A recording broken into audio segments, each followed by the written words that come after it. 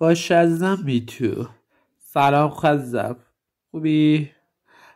واسه رژیم غذایی 2 کرست میخواستم همراه با یه بسته گارچ. فقط لطفا یکم فست باش، مرسی. Gaz yox. Göbələ. ایمان اومد کمکم کنی؟ آقا یه زنش مونده، یه زن نصفشه. جعفر میشه آشغالا رو ببری بیرون؟ Olsun. Sən aşqal da ataram. Cala.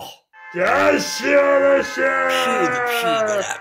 Ay qız, mən nənəm bəyəqlama sandviç yiyib dişdən də qoy bənəm qabın. Axı mən bu arvada nədim axı? Yoruldum axı.